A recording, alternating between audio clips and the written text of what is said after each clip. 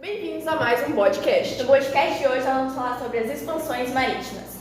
Mas o que são as expansões marítimas? Bom, para entender o contexto, a gente tem que voltar um pouquinho lá para o século XV, onde os portugueses eram malucaços em especiarias. Durante o século XV, Portugal se tornou uma nação politicamente estável pela Revolução de Armas.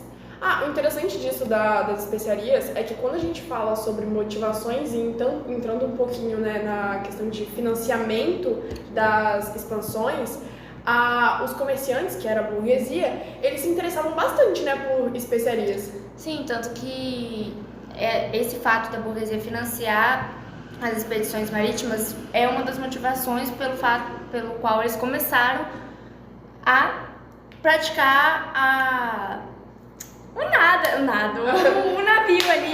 As navegações.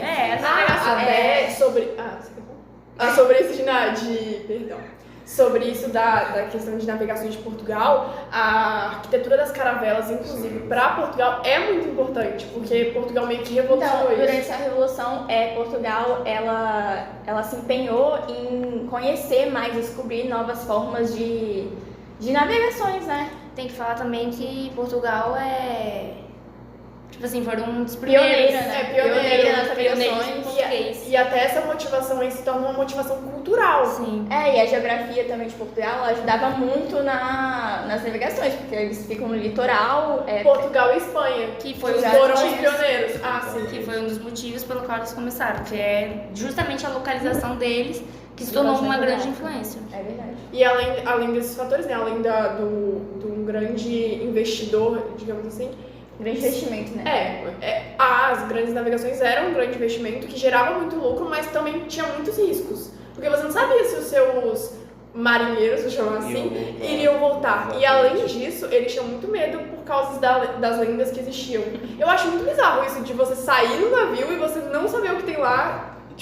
Às vezes a gente olha e a gente acha que eles são doidos por achar isso, mas eu lembro que um tempo atrás eu mesmo achava que, quando eu era criança, eu olhava pro horizonte do mar e, eu achava que lá tinha uma cachoeira no fim, E é tanto que quando, acho que foi o Cristóvão Colombo, né, ele entra na embarcação e ele vai indo e ele chega em outro local. É muito louco você pensar que alguém consegue dar a volta no mundo em um navio sem saber onde ele tá, porque ele tá em volta. E onde ele vai parar, porque ele tá em volta de água. E ninguém tinha coragem de contornar o litoral da África. Hoje em dia parece ser tão simples fazer, só que na época eu acho bizarro, assustador. E por isso mesmo, Portugal, ela se destacou, né? Ela conseguiu criar bússola, os mapas eram a cartografia, ela foi muito destacada, ela se desenvolveu muito. Eles deixaram os asiáticos no chinelo.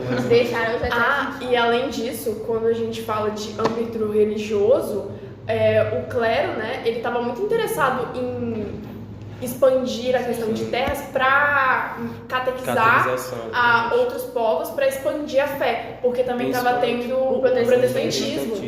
Então, aconteceu isso em diversos países, né? Um exemplo é o Brasil. E é muito estranho a gente pensar isso, de além das terras, quando a gente fala de fé, a gente fala que a nobreza também tem interesse nas terras, para ganhar dinheiro. Porque, relacionado às motivações, o fruto das navegações ter começado foi que as 3 classes principais do país tinham um interesse em comum, investir nas navegações, que a nobreza eles estavam à busca de honra e terras para ter mais território para eles. O clero, como você falou, estava interessado nisso aí, no negócio da fé. E a burguesia, como já foi dito aqui também, relacionado ao comércio, expandiu o comércio. E também uma das motivações foi a tradição pesqueira portuguesa. É verdade. Eu vi isso, que as tradições pesqueiras lá, elas ajudaram muito, influenciaram muito nas navegações. Porque, como eles se localizam no litoral. Era uma coisa que tinha muito, e foi o que ajudou também na primeira colonização deles, que foi em Ceuta. Ceuta na África. No norte da África. E até hoje, né? E a localização de Ceuta, ela ajudava também porque eles conseguiam controlar a entrada e saída de navios do Mediterrâneo. E até hoje, se a gente parar pra pensar, Portugal ainda tem questão cultural da gente lembrar de Portugal e a gente lembrar dos peixes e tudo mais que é consumido até os dias atuais. E é tão estranho a gente pensar que o que aconteceu há tantos anos atrás influenciaram tanto atualmente. Principalmente questão de cartografia e etc. E sobre isso, retomando o que ela falou sobre a Revolução de Aves, antes da Revolução de Aves, tinha a dinastia, e nessa dinastia, Portugal era mais ruralizada pela própria família que controlava tudo. Então, com essa revolução, muda-se tudo, com o apoio dos reis, né, que Espanha precisava e tudo mais, para que eles conseguissem até mesmo um barco daquele. Eu acho muito estranho, porque um barco daquele é enorme. Imagina o trabalho para você conseguir fazer um daquele. E naquela época, e ele não Os caras tinham também escola de navegação já, tipo, era outro nível. A escola de Sagres, ela ajudou muito nisso, né? Foi um centro de estudo e pesquisa para desenvolvimento das navegações. Exatamente. Pra mim é bizarro você pensar que você cria um negócio enorme. Imagina se ele afunda. Tudo é bizarro pra você também. Sim. Mas naquela época tudo era muito bizarro. Verdade. Conseguir, tipo assim, era muito doido pra você conseguir começar uma coisa porque você não tinha garantia de nada. Sim. Sim, tanto que o último meio deles foi contornar a África, né? Porque o mar Mediterrâneo estava bloqueado. Os italianos cobravam imposto muito alto, então já desistiram dali.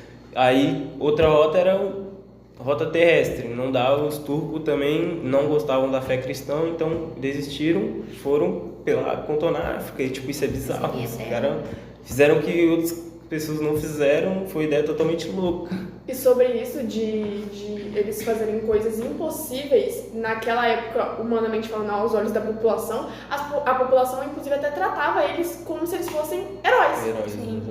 E aí quando eles chegavam, era aquela festa. Se não chegasse também, virou lenda. Virou. Era mais um barco naqueles mapinhas com vários monstros. Compreender sobre a expansão marítima é compreender um pouco mais sobre a história da época e entender como que aqueles homens adentravam o mar sem conhecer o local. Sim, e também pelo fato de que tem todo um contexto que estava acontecendo naquela época que incentivou eles a começarem as navegações. E infelizmente, por hoje é só, a gente não pode ter permissão para continuar, outro grupo vai se responsabilizar, outro podcast. Então é isso, até o próximo podcast.